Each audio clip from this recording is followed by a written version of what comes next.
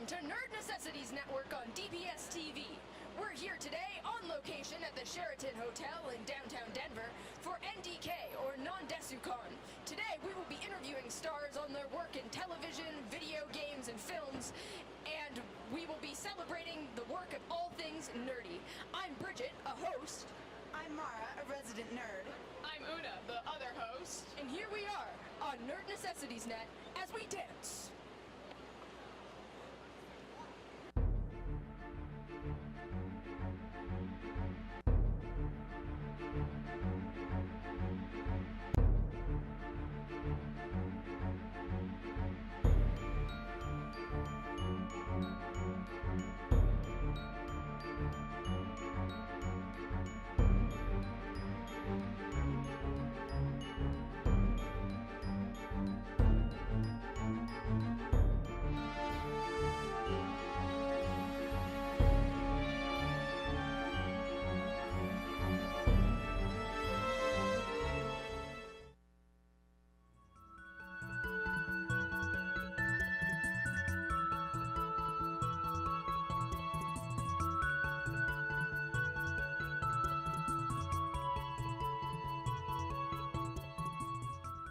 We're here today with Mike McFarland. Yes, you are. This is true. Yes.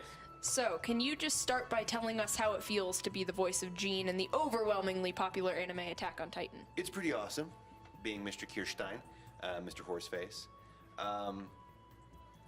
As far as the way that it feels, I don't know. I approach it as a role, and I have an attachment to it. Jean is a character that went through a lot of changes. He is someone that I think had one of the larger character arcs in the series, and so that was a cool responsibility. So what was it like voicing Master Roshi? For those of you who don't know, Goku's master who taught him the Kamehameha wave in Dragon Ball Z. It was a lot of fun, and it continues to be fun. I've been portraying Master Roshi for 17-ish years, longer than you guys. It's been a lot. All right. So what character's voice is the furthest from your own, and could you give us like a little snippet of it? Yeah. There are a few that are far from my own voice. One would be Master Roshi, who I'd mentioned earlier. He sounds like this. He's old and crazy. Another one is Buggy the Clown from One Piece, and that's more of just an attitude because he thinks he's really awesome and diabolical. And his voice is like this. It's very gritty and low, and he laughs maniacally. That sort of thing. Thank you very much for participating in our show. And Thank you very much. Cool. Well, thank you guys for having me. all right.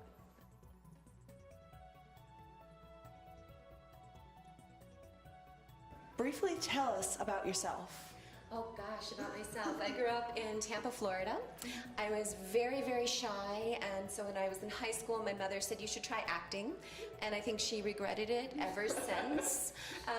So I started out on theater. I did a little bit of TV and film on camera, and then I fell into anime, and I found a world that I really enjoy working in. How was your experience voicing Bodemon on the Digimon movie? Bodemon was my favorite. All I had to do was go, bow, bow, bow.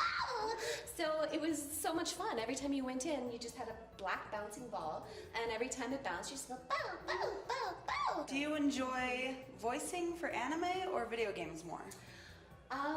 Gosh, both. I really enjoy them both. The video games is a little bit more of an intense workout for the voice actor. Basically, you walk in and there's an Excel spreadsheet up in front of you on a computer screen, and it's completely out of context. And they go, well, give us one reading, and then give us a second different read, and then move on to the next line.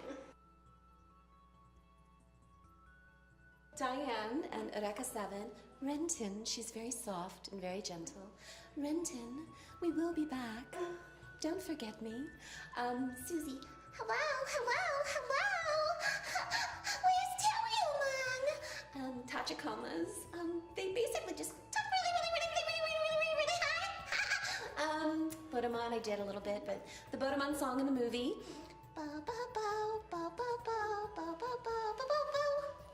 Thank you so much for being Thank you with so us. much, This was Mara. Thanks, awesome. Mara. Thank you. Thank you.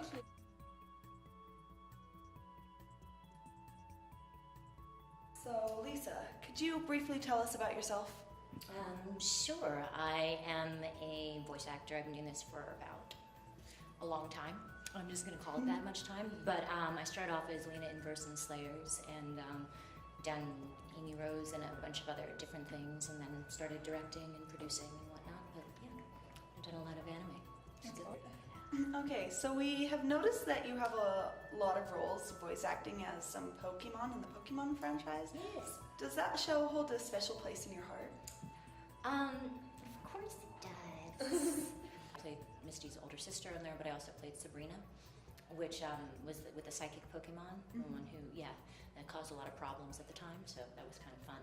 Well, she was one of my favorites, and then years later, like I wound up being in different things and different incarnations, and I got to play. My favorite, I do have to say, was playing Oshawott, because that was like I know. It was really weird. Like you would think not being able to say words would be a problem, but actually it's not. So we heard that Nintendo has filed a patent to make a real Pokedex, and rumor has it that it will have pictures of real animals and game-like stats. So if the Pokedex showed your cats, what kind of stats would they have?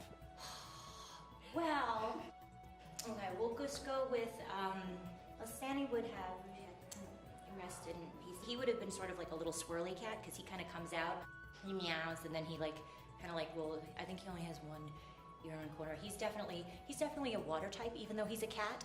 You wouldn't know that, because he has to sit in the bathtub and drink water out of it, all the time, so that's good. Fitzy, I feel like, I'm trying to think of what his power would be, because he definitely doesn't like water. He doesn't like running. He would never be electric. His thing would be to like sit in your lap. That's how he would keep you from doing anything. But he would never ever win a Poke battle, because he's scared of the broom. Thank you very much for talking to us. You are well. Thank you for letting me speak. NDK, Nan Desu Con. We have no idea what's going on. This con is based on anime.